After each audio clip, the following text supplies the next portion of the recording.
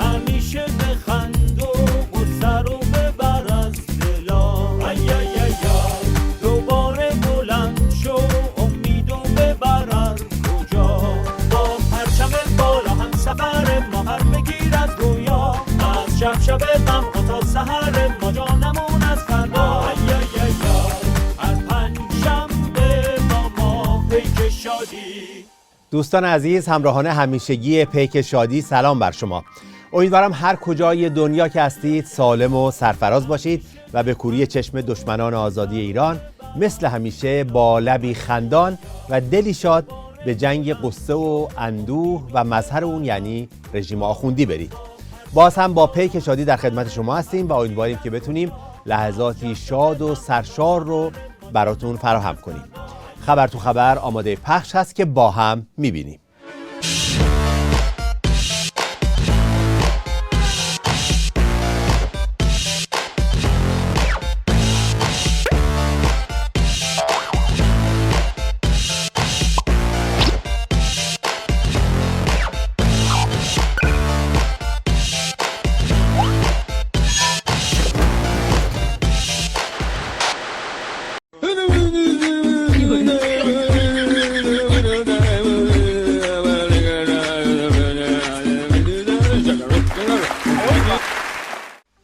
هفته خبر تو خبر داره براتون از بوفالوی ولایت که به دست و پا افتاده تا هم جسم لط و پا شده عظما رو سرپا کنه، همین که بسیجی‌های ریزشی دل بده.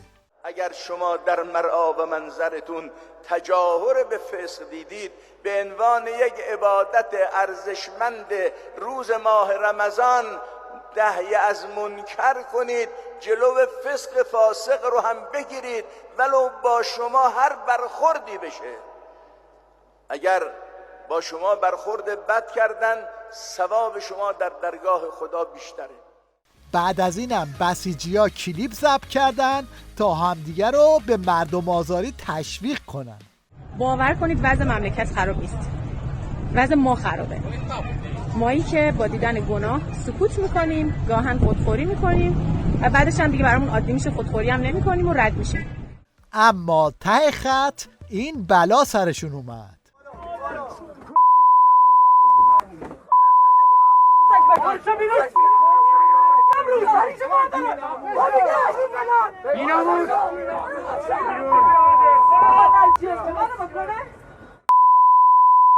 البته این صحنه از مترو شروع میشه و به بیمارستان ختم میشه. واسه درگیری شدن من توجه نکردم. چند نفر بودن؟ یه خانم بود، یه آقا و از اون ور خیابون چند تا.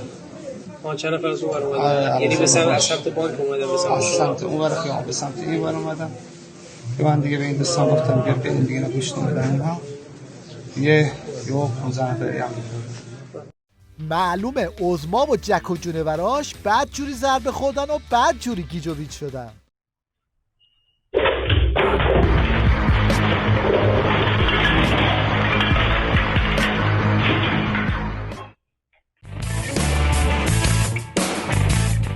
این وسط خبیثی هم مشغول اراجیفگویی‌های خودشه و آمار چپندر قیچی میده. ببینید این 6 کلاسی دروغگو متوسط 5 خورده‌ای و 4.4% رو چطوری حساب میکنه؟ رشد اقتصادی 1400 و 1401 ما رشد اقتصادیمون طبق برخی از آمارها 5 خورده‌ای بوده، طبق برخی از آمارها 4.4% بوده، ولی متوسط شو بگیریم بگیم در واقع 4%، 1400 و 1401. خب رشد اقتصادی داریم. یکی نیست به این 6 کلاسه دروغگو بگه 4% رو ول کن، تورم 50% رو بچسب که بعد جوری روی اقتصاد آوار شده. موضوع دوم اقتصاده. ببینید اقتصاد من اینجا توضیح بدم خدمتتون. این وقتی میگیم تورم 50%، این تورم 50% عین یک زلزله کشور رو آوار کرده و آوار میکنه. این هم تصویری شماتیک از اقتصاد نظام در سال مهار تورم.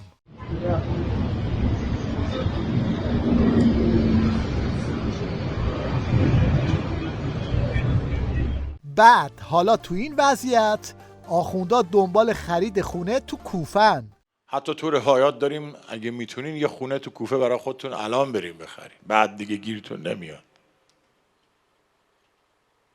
علامت انتظار یکی 2 جا خونه داشته باشین، یکی کوفه یکی قم.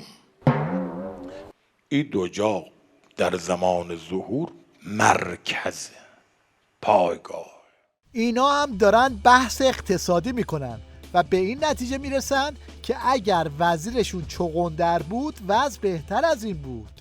پس من از نتیجه صحبت شما اینو برداشت کردم که اگر حقوق معلم بشه ماهی 7 میلیون، چغندر هم میتونه وزیر آموزش و پرورش بشه.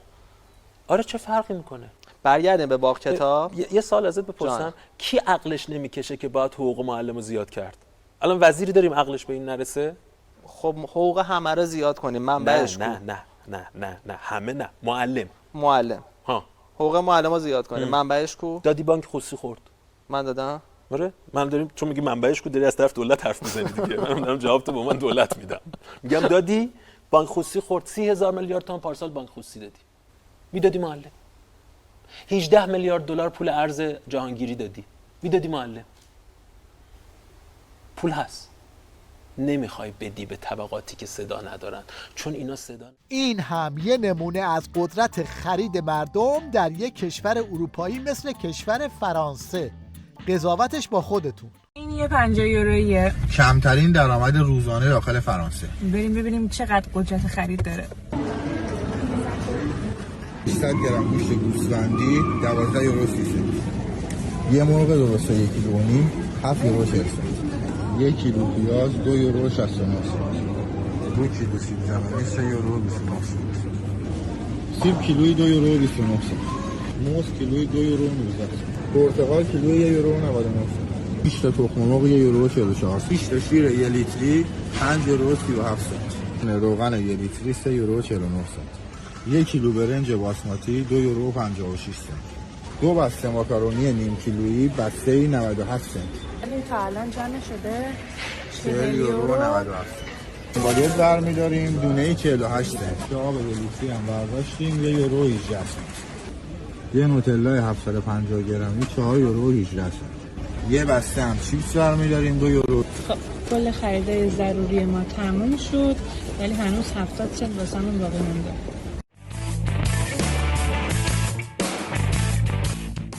عظمای مشنگ یه پای خودش و نظامش لب گوره، بعد ببینید چه خالی بندی‌هایی براش میکنن. حاج آقای عسکری بگم در مورد رهبری. نمیدونم دوستان فرصت داریم ولو چند دقیقه. چند دقیقه نیست اصلا. 2 کلمه است. ایشون فرمودن که من همیشه نقشه تا 50 سال آینده رو میکشم. اما وقتی خدمت رهبری رسیده بودن با ایشون دیگه مثلا مفصل‌تر صحبت کرده بودن، گفته بودن ایشون تا 100 سال آینده رو در نظر میگیره. اهل مبالغه این حرفا نبودن. من تا 50 سال آینده رو فکر میکنم که ما چیکار کرد. ایشون تا 100 سال آینده رو. خب خیلی نکته مهمیه. برنامه ریزی های عظما یه چیزی تو مایه های برنامه ریزی این بابا برای خوردن این کیکه.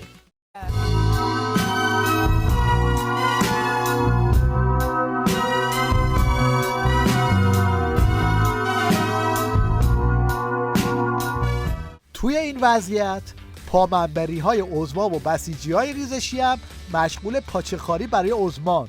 شارصد سرباز صفر ارتش آغاز، تیر خودش فرمان بر سید علی باشد.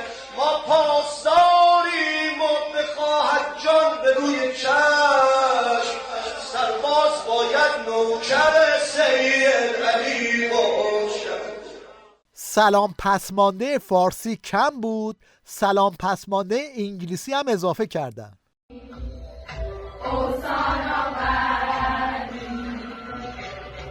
Hello, my mother, my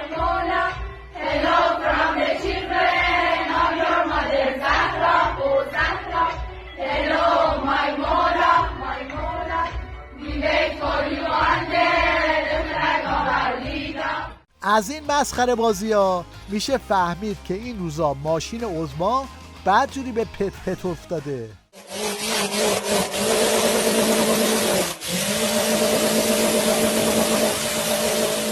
حالا بشنوید از جدیدترین کارکرد موسیقی در نظام ولایت که به عقل جنم نمیرسید، اما به عقل این آخوند بی عمامه رسید. به خصوص خیلی ها میگن خونه ما کدره، خانه ما احساس میکنیم رفت آمد شیاطین زیاده، که طبیعی هم هست. خونه هایی که زمینه ورود شیاطین در او هست میان، چرا نیان؟ و در نتیجه انسان یک زمینه ورود شیاطین یعنی چطور؟ یعنی در اون خونه گناه انجام بشه، به خصوص آهنگ و ساز و تنبور خیلی شیاطین. اینو کردن با روایت، با سلیقه نیست. اون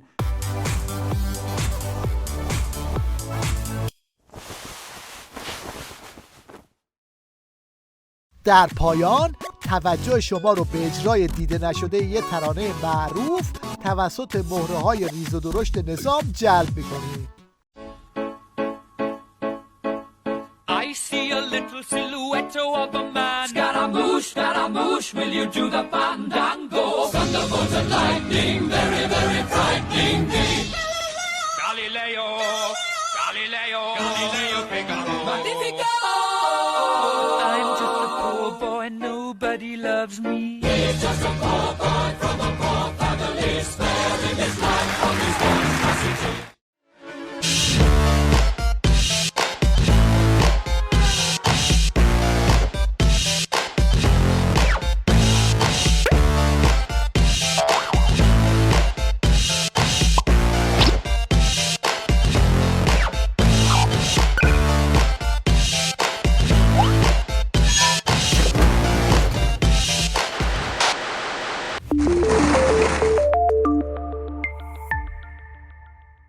وقتی میگیم خامنه‌ای به ته خط رسیده، منظورمون اینه که در تمام زمینه‌ها به ته خط رسیده. از وضعیت اقتصادی و منطقه‌ای و بین المللی بگیر تا وضعیت نیروهای سرکوبگرش. رژیمی که دم از اقتدار و ثبات و این حرفا میزنه، حالا کارش به جایی رسیده که بسیجی ماستپاش استخدام میکنه. وقتی کفگیر ولایت به ته دیگ میخوره، نتیجهش همین میشه. این فضاحت تا همین جای کار هم در داخل ایران و هم در خارج ایران کلی بازتاب داشته. همکارم صالح به بخشی از این بازتاب‌ها پرداخته که امیدوارم مورد توجهتون قرار بگیره.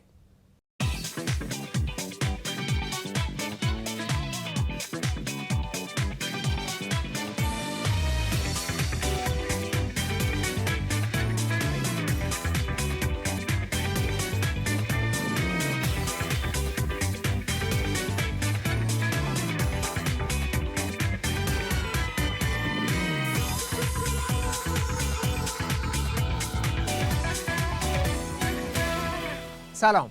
با آغاز سال 1402 خامنه‌ای که با انواع بحران‌ها از جمله گرانی و تورم شدید و بالا رفتن قیمت دلار وارد سال جدید شده و هر لحظه هم میترسه که دوباره جرقه‌ای بزنه و نظامش رو به آتیش بکشه، دور جدیدی از روش‌های سرکوب رو آغاز کرد تا یه جوری ملت رو درگیر خودش کنه.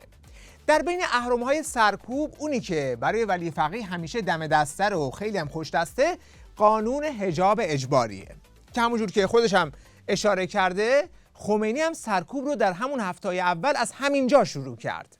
امام در اولین هفته‌های انقلاب مسئله حجاب رو الزاماً و قاطعاً بیان کردن. جزو اوائل کارهای اوائل امام راحل رضوان الله علیه این بود. حالا هم حل خواهد شد انشالله. حالا چجوری حل خواهد شد؟ کشف حجاب حرام شرعی است، حرام سیاسی است، هم حرام شرعی است هم حرام سیاسی است. خیلی از کسانی که کشف حجاب میکنن نمیدونن این رو، بدونن که پشت این کاری که اینا دارن میکنن کیا هستن قطعا نمیکنن. من میدونم. به هر حال این مسئله قطعا حل خواهد شد. پس تا به حال مشکل این بوده که ملت نمیدونستن. الان که تو گفتی قضیه حل شد، یا اینکه میخوای دوباره بند را بندازی و خانوم‌ها رو از تو خیابون جمع کنی که با زور باتون بهشون بفهمونی که دوباره یک مهسای دیگه تحویلمون بدی؟ اینجور که ژست مسلط میگیری که چون امام همون هفته اول با چماق یا روسری یا توسری حجاب اجباری رو انداخت ما هم حل میکنیم، خودت هم میدونی که توش موندی، نمیتونی تند بری نمیتونی کند بری. بحث کشف حجاب ها، نظام و دولت مردان در وقت مناسب خودش قوانین و مقرراتی رو انشالله وضع خواهند کرد و با این پدیده عرضم حضورتون مقابله خواهد شد. اما زمان و تشخیص زمان دست ما نیست. قطعا نظام با توجه به مسائل امنیتی، مسائل سیاسی و مسائل پیرامونی و نقشه‌ها از مشکلات اقتصادی به هر حال زمان خودش تدبیر خواهد کرد.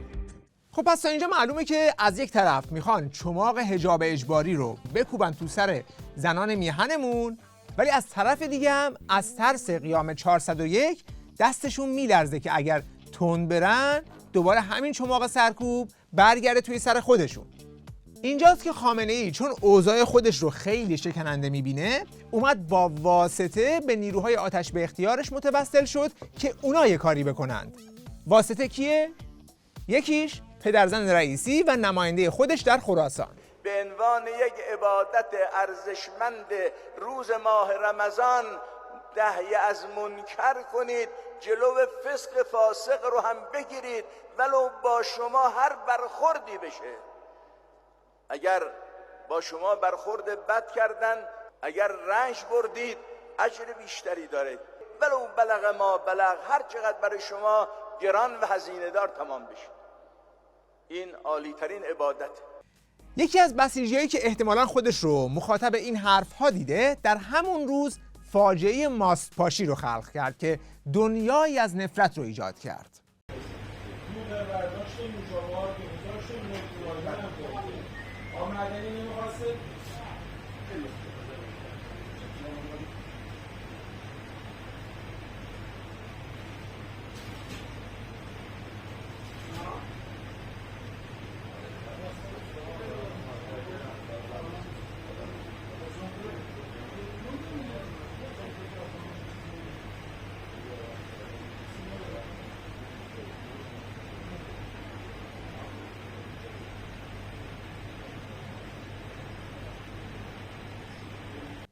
به بعضیا باید گفت اگر نمیتونی آدم باشی لااقل حیوان بی‌آزاری باش. فضاحتی که این بسیجی توی این کلیپ 30 ثانیه‌ای درست کرد خیلی زود تبدیل به یک بمب خبری شد و انعکاس جهانی پیدا کرد. از اونجایی که چهره این بسیجی در فیلم مشخص بود، خیلی زود از طرف هموطنان شناسایی شد و معلوم شد که این فرد مصطفی عبدی یک بسیجی از نوشای علم‌الهدی است که قبلا مسئول ستاد نماز جمعه هم بوده. قبلا از این فیلم‌ها ازش بیرون اومده بود و به نظر میاد که از شغل کثیف سرکوب زنان پول در میاره. جنابی به نامنشون یه قفه دیگه رو رد بدید. اوکیه دارین نشون بده جاسوس. آشغال عوضی. ببین تمومه کار. همش صبر فقط تو صحبت کن. نگاه همش خف کنن. حالا اسم من کنه رد برید.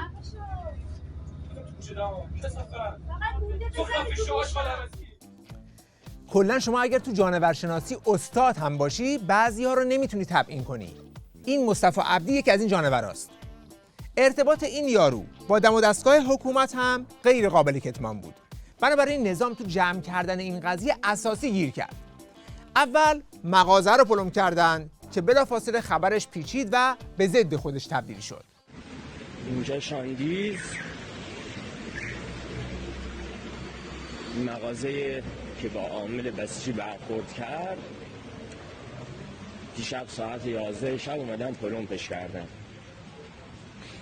این هم پلمپ مغازش. بعد که دیدن همین پلم کردن بیشتر باعث داغ شدن موضوع شد، مجبور شدن فرداش فک پلم کنن و همین موضوع هم یه موجی از همدردی بین مردم با این مغازه‌دار ایجاد کرد و با خرید کالاهای این لبنیاتی مردم حمایت خودشون رو از اون نشون دادند.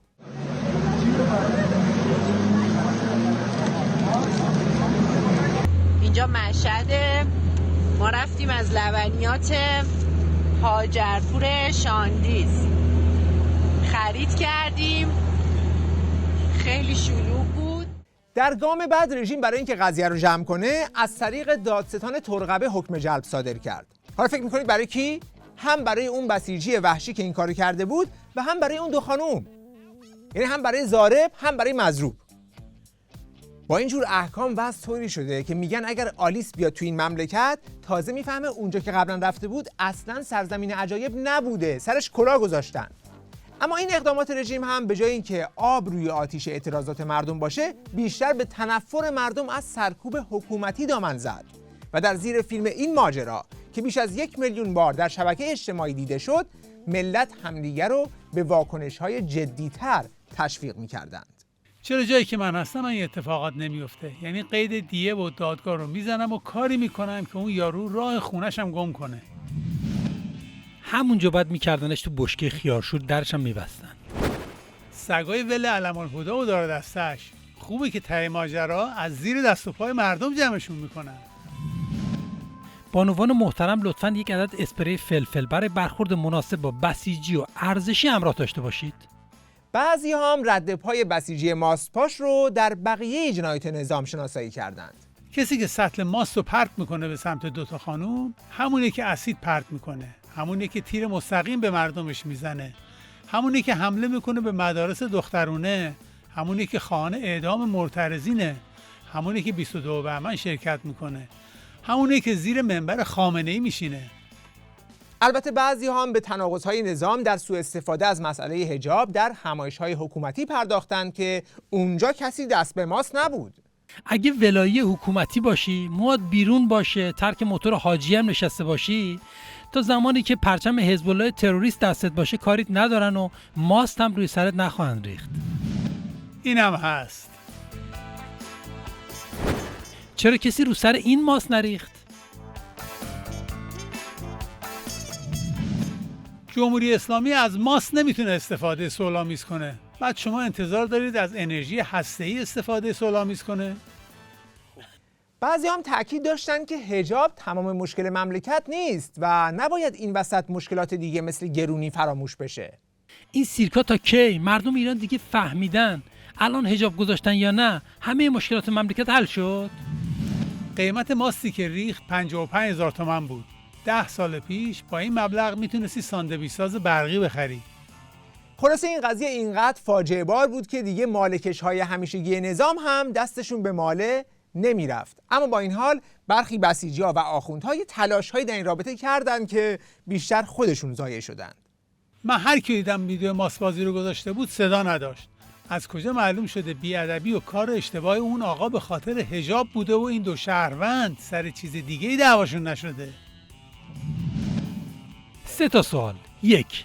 داستان ماست چجوری از دوربین مغازه رفته تو کانال فلان؟ 2. ماست تو مغازه مگه درش بسته نیست؟ 3. ماست تو مغازه مگه توی یخچال نگهداری نمیشه؟ مردم هم در پاسخ به این سوالات انصافاً خلاقیت به خرج دادند، مثل این یکی که با کنایه این سوالات رو اضافه کرده. 4. مگه ماست رو ممنوع نکردن؟ چرا لبنیاتی داشت؟ 5. چه لزومی داره کارهای لوکس ماست در دسترس همه باشه؟ 6. ماست اصلا چرا سفید بود که تو فیلم اینقدر واضح دیده بشه؟ سربازان گمنام امام زمان کشف کردن سطل ماست با در باز رو یه افسر ارشد موسی چند روز قبل گذاشت تو لبنیاتی و رفته. مثل اینکه خیلی وقت از تو خونه در نیومدی و یخچالای جلو باز رو تو فروشگاه ندیدی.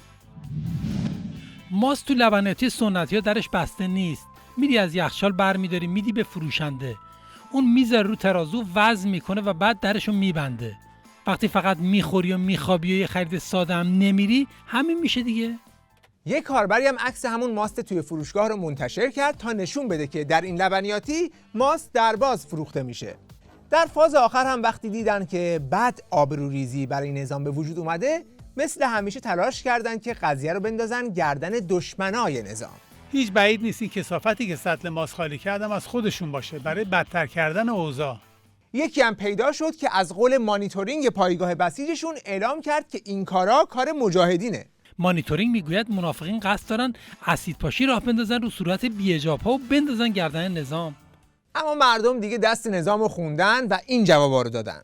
فعلا اونی که به اسیدپاشی تشویق کرد و قاتلان محفلی رو تبرئه کرد شمایید. مانیتورینگ پرقدرتتون درباره مسمومیت دانش آموزان نظری نداره؟ درباره اسیدپاشی چند سال پیش اصفهان چی؟ شما همه چیز رو بندازید گردن دشمن خیالی و منافق و آمریکا و اسرائیل. کلا دشمن سازی به نفعتونه که کارهای بدتون رو بندازید گردن دشمن. کاش به جای گیر دادن به حجاب یه سطل ماست هم میزدی توی سر مسئولان دزد و مسئولایی که اینور میگن مرگ بر آمریکا ولی بچه‌هاشون زیر پرچم آمریکا قسم خوردن. در نهایت میشه گفت که سیدعلی در پیشبرد این خط سرکوب بدجوری تو گل مونده. نه روش‌های سرکوب علنی با نیروی انتظامی جواب میده و نه روش‌های سرکوب با وحوش آتش به اختیار.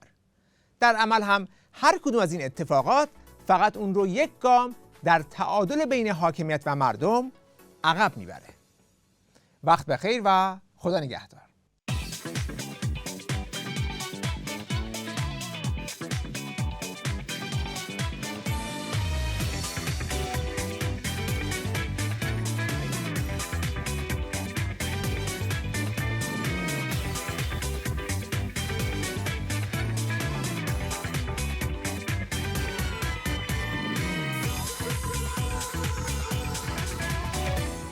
وقتی نظام الاغ لاغره، وقتی گوشه بسیجی یا کره، عظما کف اتاق ولو میشه، بهش میگن روزای آخره، بهش میگن روزای آخره، بهش میگن روزای آخره، بهش میگن روزای آخره.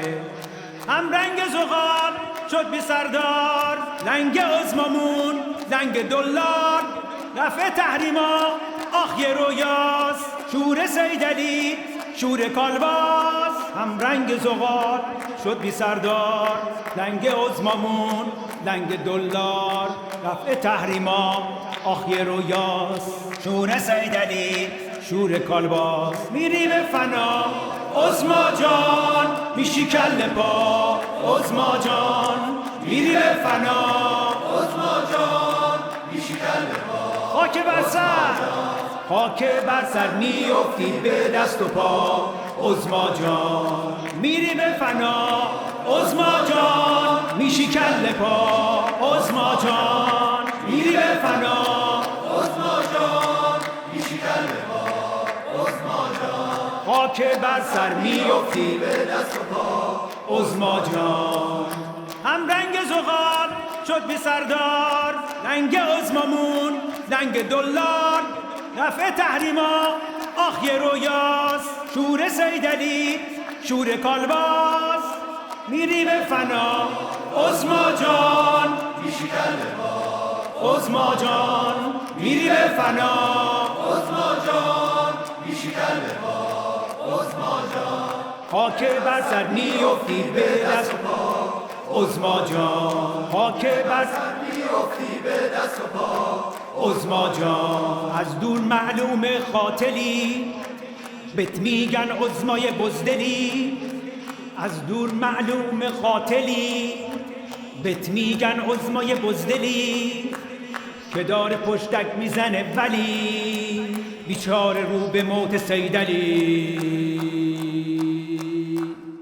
قصه و اندوه حضرت آقا برای مردم آقا را پیر کرده است. مهمترین دغدغه ایشان رسیدگی به مردم، بالاخص نیازمندان و افراد آسیب پذیر است. اون چه که براتون خوندم یه قسمتی از حرفای آخوند گلپایگانی رئیس دفتر خامنه ایه. یعنی واقعا من دیگه هرچی بگم از طنزش کم میکنه، پس بهتره چیزی نگم و قطع طنزی رو در همین رابطه با هم ببینیم. سلام به جیگر ناقص پاره پاره مقام عظمای ولایت. بنده با عنوان سرکفتر بیت ولایت اومدم تا حال روز عظما رو تو این روزها تصویر کنم. شما نمیدونید آقا تو این شبها تو چه حالیه. میشینه پای سفره ساده انقلاب، رون ساده بوقلمو رو به نیش میکشه، شیشلیک ساده رو میذاره گوشه لپش، وافور ولایت رو میذاره تو منقل بحرانها. بعد شروع میکنه برای سفره خالی مردم اشک میریزه. اصلا یه حالیه.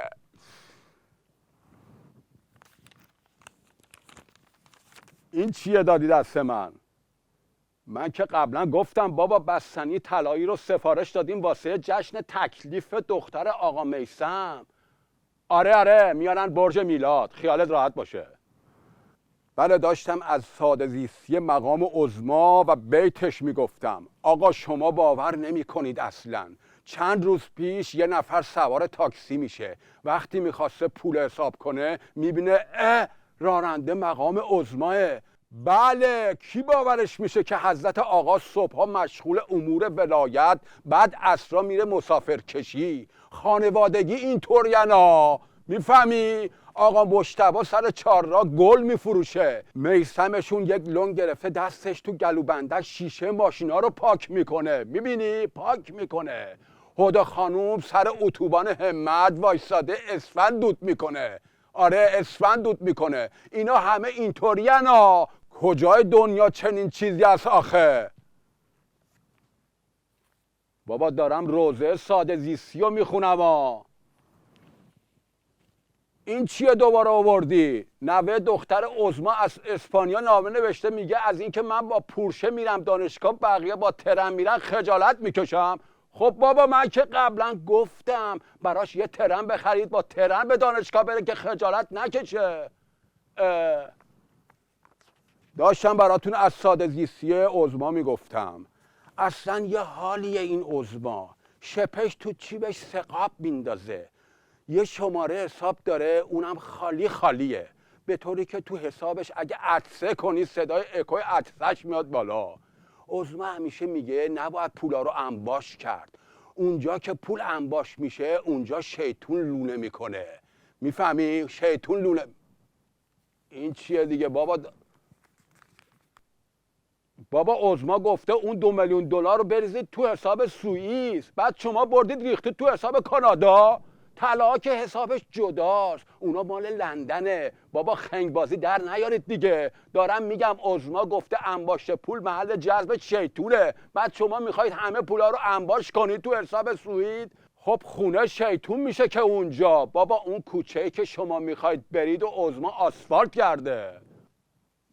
آقا اینا که نداشتم ما 2 جمله از ساده زیستی عظما بگیم، اما شما بدونید که عظما خیلی ساده زیسته. آقا وایسا ببینم جنسا رو واسه لبران بردی یا نه؟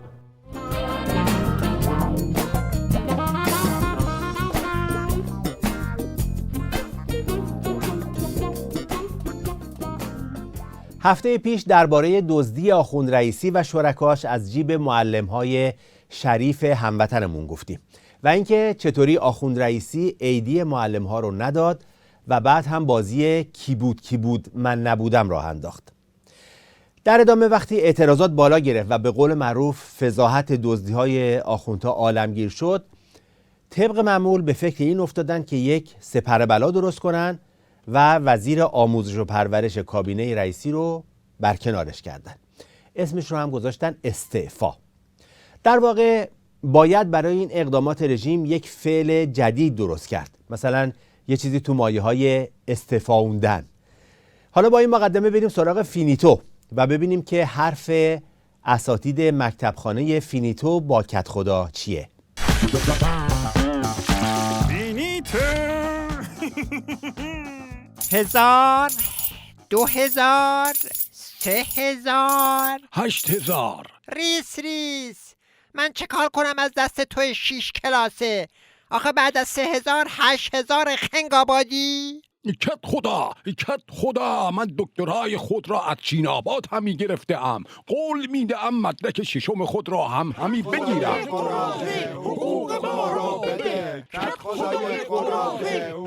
ریس اینها چه کسانی می باشندی؟ اینها اوستاهای مکتبخانه می باشندی، حقوقشان را می خواهندی. حقوقشان کجا می باشندی؟ حقوقشان همین پولها می باشندی که اینجاست و قرار است من و شما تو رگ همی بزنیمندی. برو بگو چرت که خراب شده می باشندی، هر وقت درست شدندی پول را می دهیمندی. اوستاهای عزیز من، دشمنان چرتکه ها را خراب کرده می باشندی، هر وقت درست شد حقوقتان را می دهیمندی. 6 کلاس دروغگو جواب وعدهات کو. 6 کلاس دروغگو. کت خدا چه بکنیمندی؟ اوستاها دوباره آمده می باشندی، چه بگویم؟ اینقدر روی مخ من اسکین نرو، برو یه دروغی سرهم بندی کنندی. اهالی فینیتو ای بابا، خدا لعنت کند آنهایی که حقوق شما را ندادندی. اگر دستم بهشان برسد آن گوزمانشان را میکنمندی. مگر تو ریسیس فینیتو نمی باشندی؟ مگر سکه ها دست تو نمی باشندی؟ چه کسی را میخواهی آن گوزبان کنی؟ من از کجا بدانم؟ حتما از مریخ آباد آمده می باشندی. بلند بگویید مرگ بر مریخ آباد. الان یک مریخ آبادی نشانت همی دهیم که کیفش را همی کنی.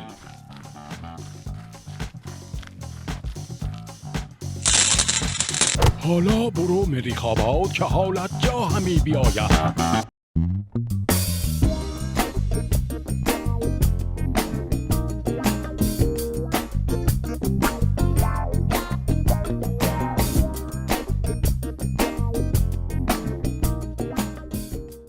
اگر هر دستاورد و ابتکار و خلاقیتی تا حالا از آخوندا دیدین همه رو بزنین کنار و یه نگاهی به این دستاورد دانش بنیان و شگفت‌انگیز و ولایت مدارانه بندازین. پیشبینی رو انجام دادیم که علاوه بر زیرساخت کارتخوان‌های هوشمند، برنامه‌ای در سمت مردم در اختیار مردم قرار میگیره و کلیه سوابق خرید مردم به عنوان یک امکان اظهار نظر در مورد تجربه خریدشون از نانوایان در اختیارشون خواهد بود. یعنی مردم ما به ازای خریدهایی که انجام میدن در اون برنامه سوابق خریدشون رو مشاهده میکنن، امکان اظهار نظر راجع به کیفیت، راجع به احیانا تخلفات، راجع به اینکه مجبور شدن به جای خرید پرداخت پول یک قرص نان در واقع چند قرص نان براشون ثبت بشه، یا هر گونه رفتار غیر متعارفی که از سمت نانوا مشاهده میکنن و از در مقابل هم رفتارهای متعهدانه و درستکارانه‌ای که مشاهده میکنن رو بتونن در اظهار نظر خودشون منعکس کنن. بله، برنامه درست کردن که مردم بیان تجربهشون رو از خرید نون بگن. این مرحله فکر کنم برای سوئیس و سوئد و نروژ هم دیگه قفله. یکی نیست بگه آخه مگه شما تو سفره مردم اصلا نونی هم باقی گذاشتین که حالا بیایم راجع به تجربه خرید نون حرف بزنیم. یعنی الان دیگه همه مشکلات مردم حل شده، همه چی رو تجربه کردن، فقط همین مونده که تجربهشون رو از خرید نون بیان بگن. بعد تازه خرید نون مگه اصلا تجربه میخواد؟ البته واضحه که پشت این شامورتی بازی ها چیزی جز دست خامنه‌ای و باقی دزدای عمامه‌دار و بی عمامه نظام نیستش. از یک طرف کالاهای اساسی مردم رو گرون میکنن، از اون طرف با این نمایش‌ها میخوان اینطور وانمود کنن که اگه مشکلی هست اون دیگه به نونواها و فروشنده ها برمیگرده و به این ترتیب خودشون رو در ببرن. این کامنت کوتاه به این خبر رو داشته باشین تا بریم به سراغ کامنت این هفته.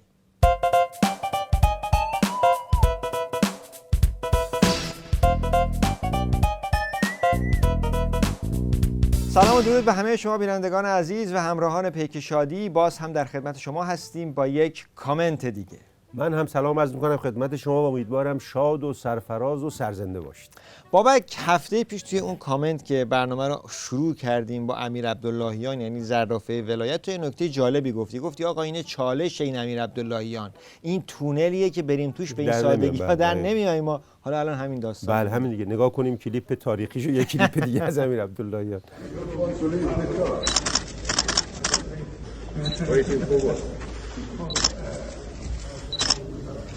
عجب. واقعا بهتر از این کلیپ نمیشد درماندگی دیپلماسی اقتدار آخوندار نشون داد. طرف نشسته تو ماشین، هیچ کی نرفته سراغش، بعدم که میاد اون طرف مقابل گوشش میکشه میگه منتظر چی بودی؟ اونم تو این هیرویر میگه ویت اونم میگه زهر مار ویت. اونجا میخواد انگلیسی حرف بزنه. آخه انگلیسی هم بلد نیست آخه. اونم میگه زهر مار ویت. ببین چیکار داری.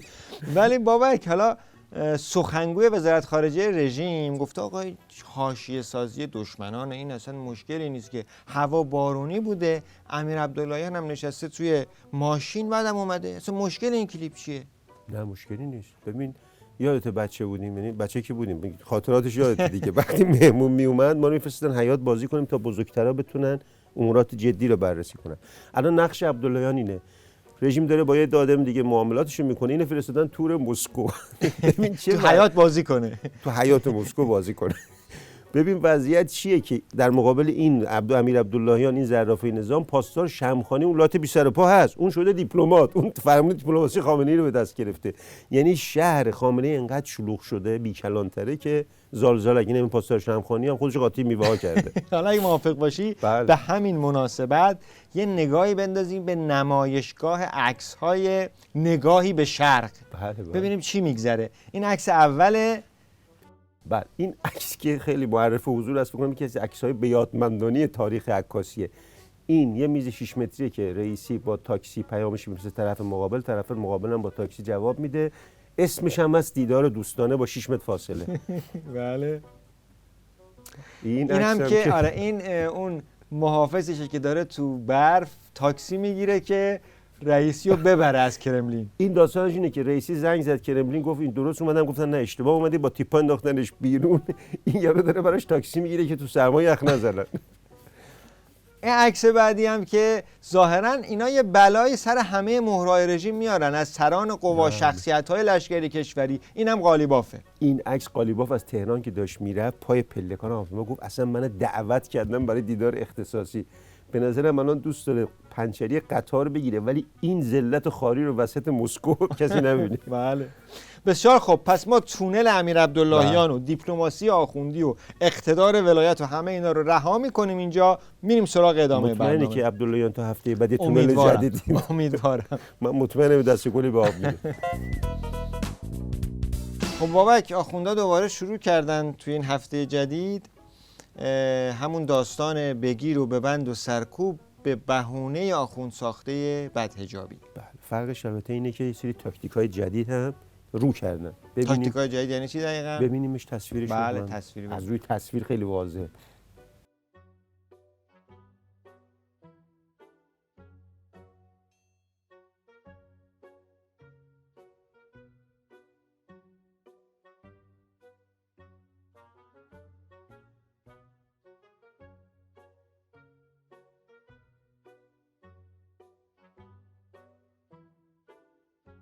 آها این بود تاکتیکه. بله دقیقاً. این تاکتیک جدید اینه، علاوه بر تاکتیک‌های قدیم که استفاده می‌کردن به بهانه بدحجابی مردم رو سرکوب می‌کردن با توم و چوب و چماق و شوکر و وسایل زندگیری که اونا جای خودش هست، الان به بسیجی‌ها گفتن یه موقع مشت وسیله نمونید، هر جا دم دست هر چی دیدید این کار انجام بدید. مثلا یه جوری خودکفایی هم خودکفایی در راستای صحبت خامنه‌ای دیگه، تولید هم داخلی و خودکفایی.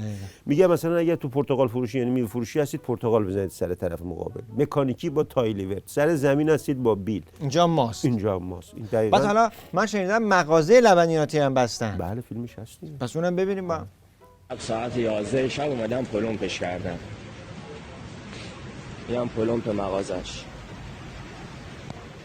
مغازه لبنیاتی رو دیگه چرا بستن؟ چرا نبندن؟ ببین اگه این مغازه نبود اون خانم‌ها مراجعه نمی‌کردن، اون بسیجی مراجعه نمی‌کرد، این موضوع اتفاق نمی‌افتاد. مجرم اصلی اون لبنیاتی مجرم اصلی ظرف این داستان اون مغازه. الان قضاییه خامنه‌ای وارد میشه، لبنیات فروشی رو که میبنده، اون طرف هم که دیگه تا ابد نباید کاسبی بکنه، اون خانوان هم که وادار می‌کنن بیان اعتراف اجباری بدن، این یارو بسیجیان هم با گل و شیرینی و شربت ازش استقبال می‌کنن، بعد تو دولت رئیسی هم به خاطر این کارش پست مدیریتی بهش میدن، بعد وزیر لبنیاتش میکنه، وزیر لبنیات میکنه، اینجوری دیگه کیلوی پست میدن دیگه دولت رئیسی. دوربینا هم که کلا جمع میشه، تمام. آخرش هم شیوه جدید هم احتمالاً راه میندازن دیگه به هر بسیجی اگر هم بهشون میگن یه موقع مغازه‌ای نبود 3-4 تا سطل لباس دست بگیرید دیگه، گشت ارشاد ماستی، پشت مغازه هم نمونه، میشه گشت ارشاد ماستی. خب بابک چه خبر از قطار پیشرفت؟ نگو چه خبر، بگو چه خبرها. یکی از زیاده. نه الان یک دستاورد بهت نشون میدم، ساندویچ ارزون قیمتی که تو قطار از قطار پیشرفت افتاده شده افتاده پایین.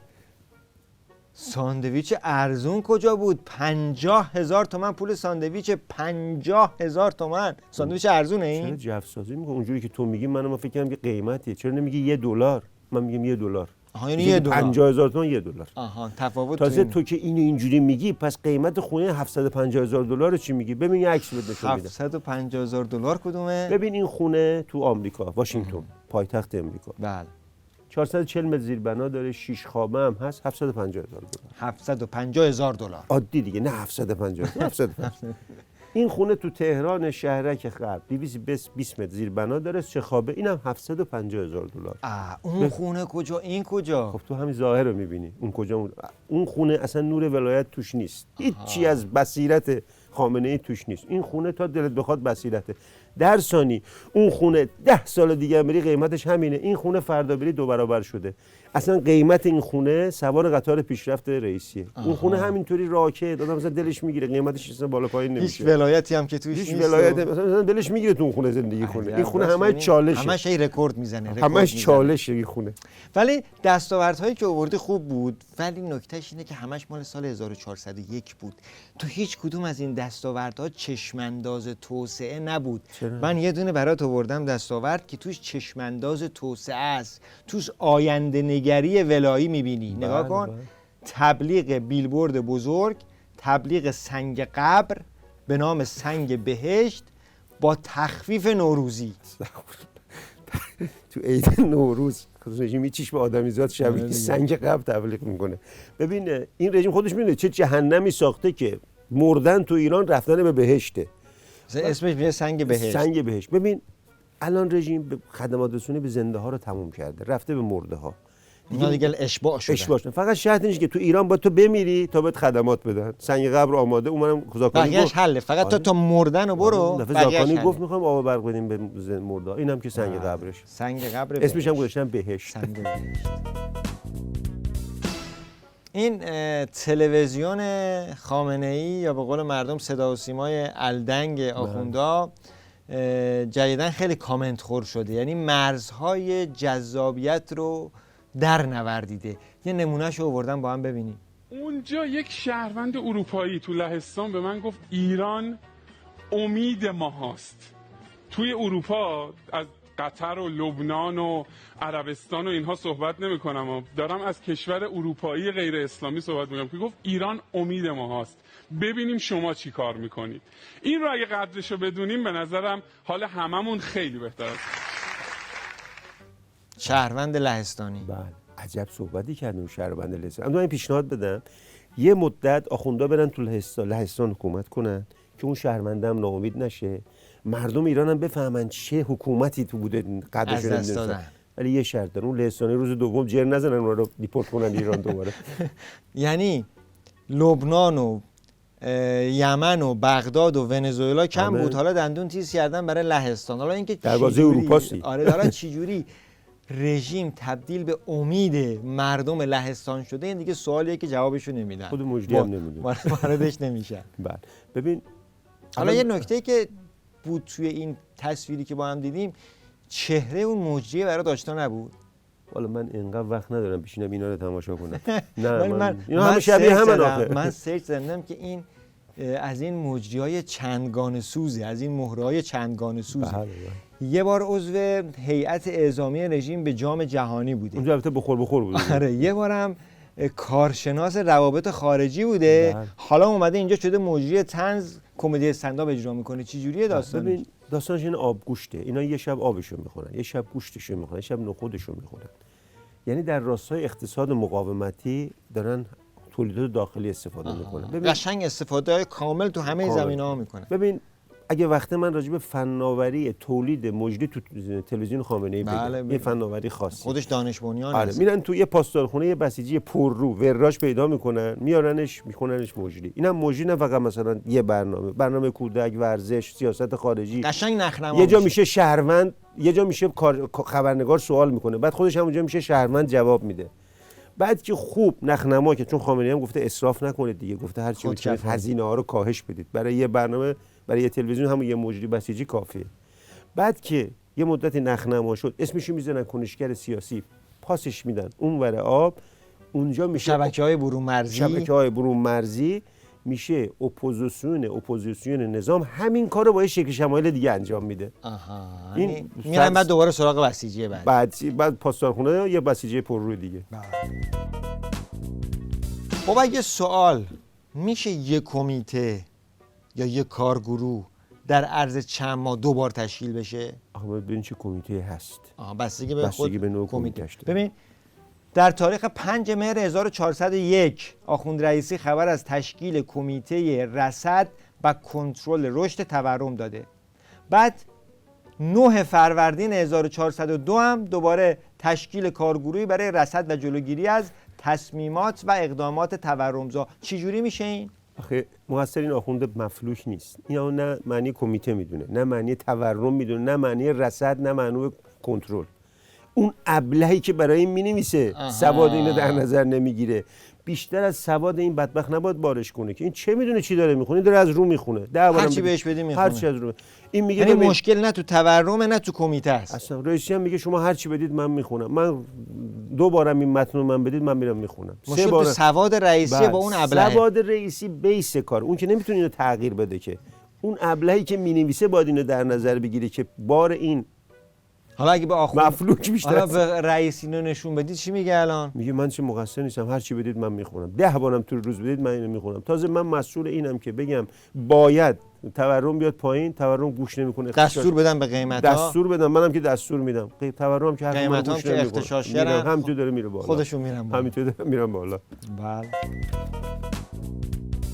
خب رسیدیم به بخش پایانی و کامنت یه جمله‌ای. بله. این توییت یکی از بسیجی‌های سایبری رژیم کرده. حضرت آقا قاطعانه فرمودند ایران در جنگ اوکراین نیست. درسته، چون اگر بودیم خیلی وقت پیش کار تمام بود و ما الان در کیف پایگاه بسیج داشتیم. یه جمله. من بهش پیشنهاد میکنم بذار اون نفراتی که رفتن که کاغذی ویدو حسینیه کنن برگردن یه آنتراژ بگیرن بعد برن کیف.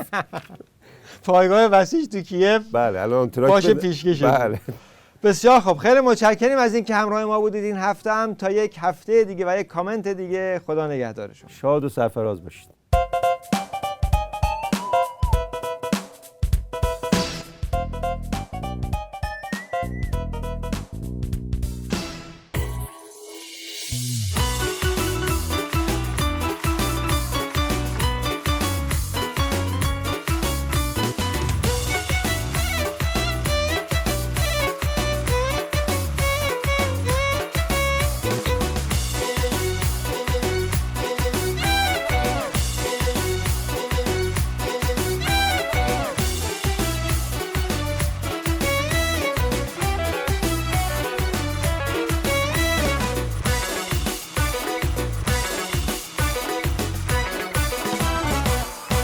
هم کلاس شیشه، هم خیلی سیریشه، هم روان پریشه، هم آدم نمیشه. هم قاتل بیستم، خیلی تروریستم، استراتژیستم، چند سال تو لیستم.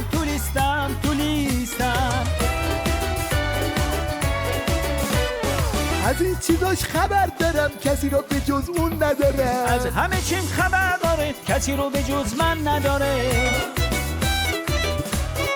شما نهارم دادن این فرده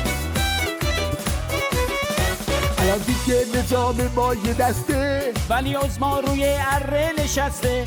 تو هر شهری که میری اختشاشه، خبر جام چاره کاره نهسته. هم وحشی ترینم، هم دنبال چینم، پابوس پوتینم، چون موش دمم در تله افتاده چونینم. هی خالی میبنده، حرفاشم چرنده، شده مشکل بنده، رئیسی درنده.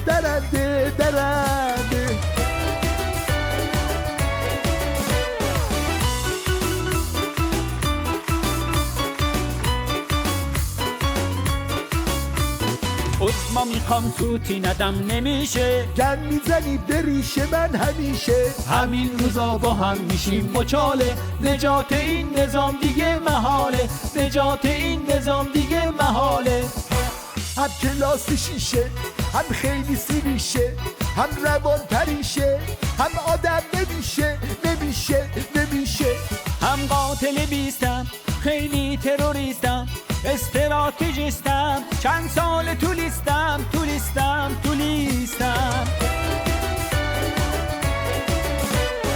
از این چیزاش خبر دارم، کسی رو به جز اون ندارم. از همه چیم خبر داره، کسی رو به جز من نداره.